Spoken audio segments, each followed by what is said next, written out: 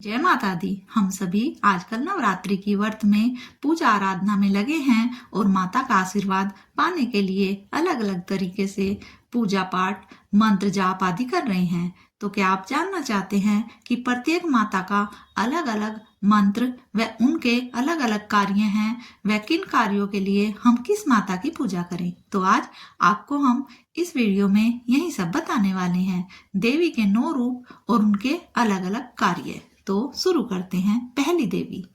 नवरात्रि के पहले दिन जिन माता की पूजा होती है उनका नाम शैलपुत्री है। प्रथम दिन माता शैलपुत्री की पूजा का होता है। यह देवी दुर्गा का एक रूप है। माता ने अपने इस रूप में शैलपुत्र हिमालय के घर पर जन्म लिया था, जिस कारण से उनको शैलपुत्री नाम दिया जाता है।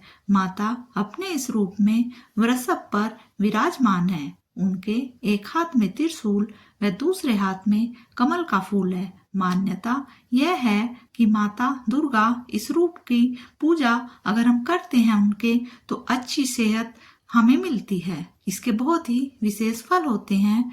जो अस्वस्थ लोग हैं या शारीरिक कुछ भी परेशानी हो, तो माता शैलपुत्री की उन्हें पूजा आराधना व इनके मंत्रों का जाप अवश्य करना चाहिए, जो कि विशेष फलदायी होता है। इसके बाद दूसरा नंबर आता है माता ब्रह्मचारिणी का।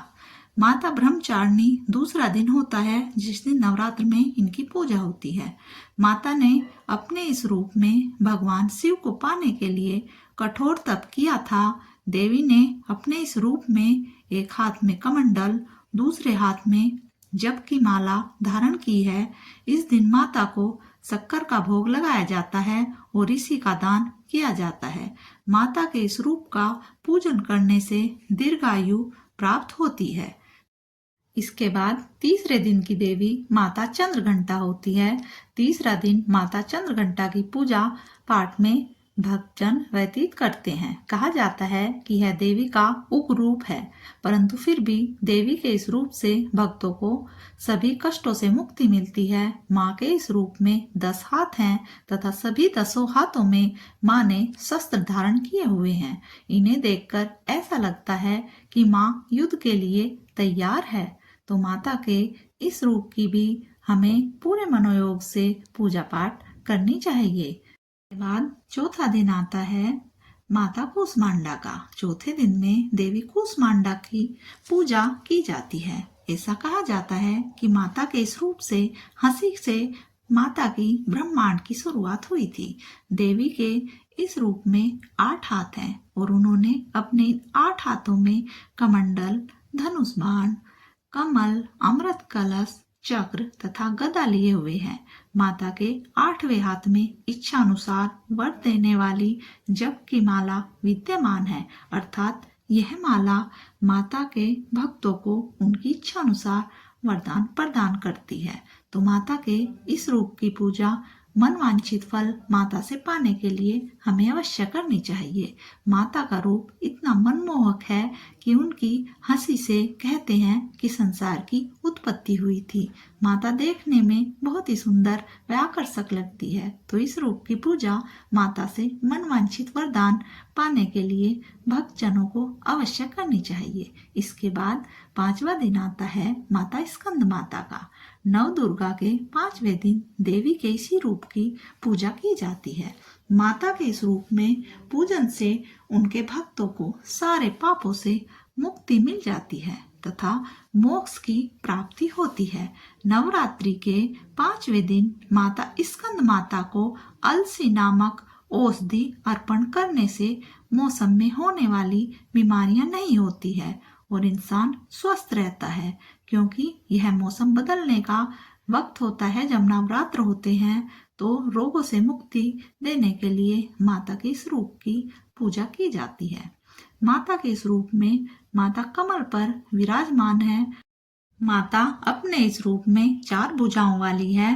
वह अपने 2 हाथों में कमल लिए है, वह एक हाथ में माला लिए है तथा एक हाथ से भक्तों को आशीर्वाद देती है। छठा रूप माता का कात्यायनी माता का है। छठे दिन की देवी इस रूप की पूजा की जाती है। देवी के इस रूप को कात्यायन ऋषि ने अपनी घोर तपस्या से प्राप्त किया था। तभी देवी ने अपने इसी रूप से महिषासुर का वध किया था। कहा जाता है कि कृष्ण भगवान को अपने पति के रूप में पाने के लिए गोपियों ने देवी के इसी रूप का पूजन किया था। अगर कोई भी लड़की देवी के इस रूप की सच्चे मन से पूजा करती है तो उसके विवाह में आने वाली बाधाएं दूर हो जाती हैं और उसे अपना मनचाहा वर प्राप्त हो जाता है। तो देवी के इस रूप की पूजा पति या पत्नी जीवन साथी को पाने के लिए की जाती है। अगला माता कालरात्रि का 7वें दिन का रूप है। 7वें दिन देवी के इस रूप की पूजा की जाती है, परंतु कई लोग देवी कालरात्रि को कालिका देवी समझ लेते हैं, पर ऐसा नहीं है। दोनों ही देवी के अलग अलग व भयंकर रूप हैं। यह देवी का बहुत ही भयानक रूप है। देवी अपने इस रूप में एक हाथ में त्रिशूल, एक हाथ में खड़ग लिए हुए है। देवी ने अपने गले में भी खड़गों की माला पहनी हुई है। देवी के इस रूप में पूजन से सभी विध्वंस शक्तियों का नाश हो जाता है।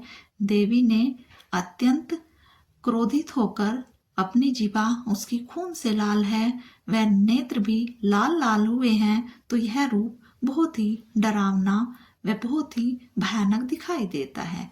तो देवी के 7वें रूप के बाद 8वें रूप का बहुत ही सौम्य रूप माता का दिखाई देता है। वह इस प्रकार से है। माता का जो 8वां रूप है वह है महागौरी। महागौरी 8वें दिन की माता है। यह माता बहुत ही सौम्य, सरल, सुंदर होती है। माता अपने इस रूप में वृषभ पर विराजमान है।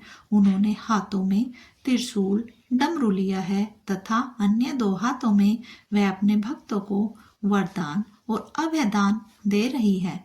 मान्यता ऐसी है कि माता के इस रूप में भगवान शंकर ने माता का गंगा जल से अभिषेक किया था, इसीलिए माता को गौर वर्ण प्राप्त हुआ और उन्हें महागौरी नाम से जाना जाने लगा।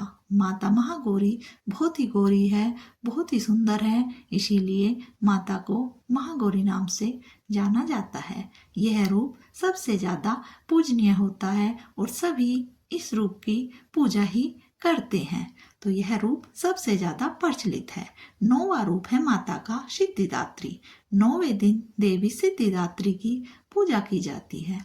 इनके पूजन से नव दुर्गा की पूजा संपन्न होती है तथा भक्तों को समस्त सिद्धियां प्राप्त होती है। माता के इस रूप में माता कमल पर विराजमान है। कहा जाता है कि माता का वाहन सिंह है। इस रूप में माता के 4 हाथ हैं। 4 हाथों में माता ने शंख, चक्र, गदा तथा कमल लिए हुए हैं।